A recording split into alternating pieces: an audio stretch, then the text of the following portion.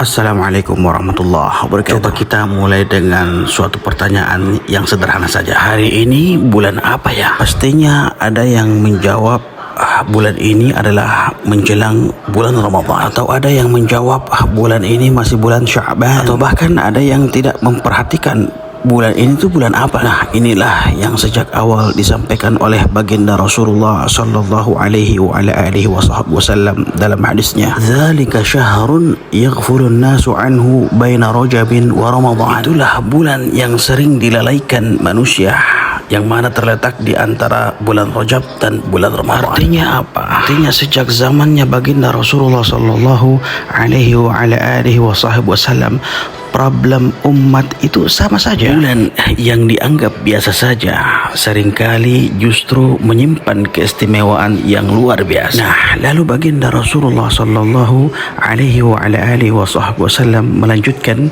"Wa huwa syahrun turfa'u fihi al-a'mal ila rabbil alamin." Dan itulah bulan diangkatnya amal-amal kita kepada Rabb semesta alam, yaitu Allah Subhanahu wa taala. Nah, perhatikan kalimat ini baik-baik ya. Jadi bukan hanya bulan Ramadan saja yang istimewa. Bulan Sya'ban justru adalah bulan evaluasi. Setahun amal kita berjalan. Salat kita kah? Puasa kita kah? Sedekah kita kah?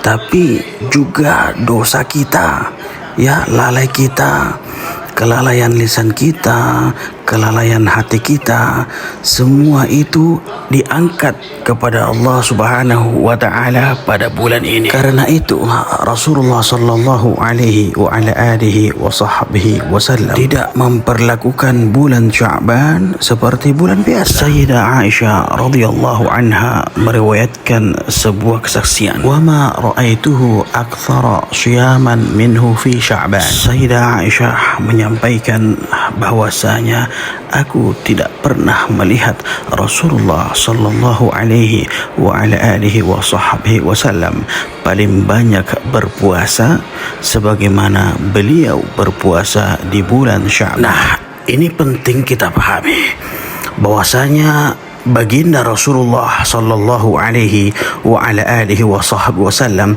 tidak memperbanyak puasa sunnah di Ramadan, karena sejatinya Ramadan itu sudah diwajibkan untuk berpuasa.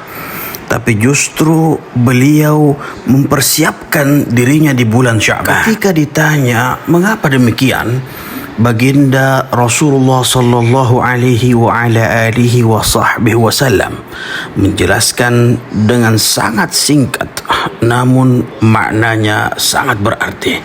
Beliau menyampaikan, "Fa uhibbu an yurfa'a amali wa ana sha'imun." Aku ingin amalku diangkat dalam keadaan aku sedang berpuasa. Artinya apa?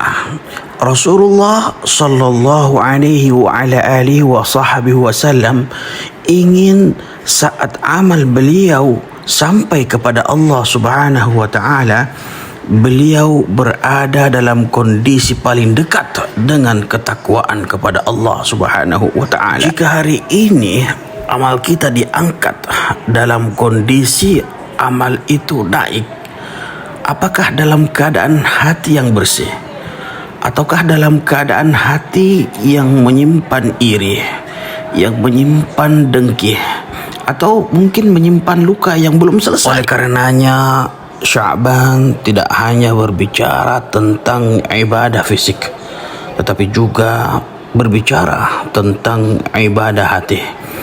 Rasulullah sallallahu alaihi wa ala alihi wasallam mengingatkan kita dalam hadis tentang nisfu Sya'ban. "Yattali'u Allahu ila khalqihi lailatan nisfi min Sya'ban fayaghfiru li jami'i khalqihi illa li musyrikin aw musyahid." Bahwasanya Allah Subhanahu wa taala melihat seluruh makhluknya pada malam pertengahan Sya'ban, lalu Allah Subhanahu wa taala mengampuni semuanya, li jami'i khalqihi, kecuali orang yang berbuat syirik dan orang yang menyimpan permusuhan. Jadi perhatikan ya, yang terhalang ampunan bukan karena dosanya yang banyak, ya, tetapi karena hatinya yang tidak mau tunduk, ya.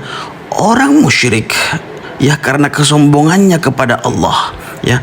Orang yang bermusuhan, ya, karena kesombongannya terhadap sesama manusia. Maka di bulan Sya'ban ini mengajarkan kita satu hal yang penting, yaitu apa? Kita bersihkan hati kita sebelum datangnya bulan Ramadan. Dikarenakan Ramadan bukan tempat memperbaiki niat dari nol, ya, tetapi tempat melipat gandakan amal yang telah disiapkan. Jadi, ya, jika kita diizinkan untuk memasuki bulan Ramadan, ya, tanpa persiapan bulan di Sya'ban, ya, ia akan menjalani bulan Ramadan. Nah, sebaliknya, ketika ia memulaikan bulan Sya'ban, maka insya-Allah Ramadan baginya akan terasa ringan dan akan terasa nikmat. Karena itu, ya, para ulama menyebutkan Sya'ban adalah salah satu bulan latihan dan Ramadan adalah bulan perlombaan.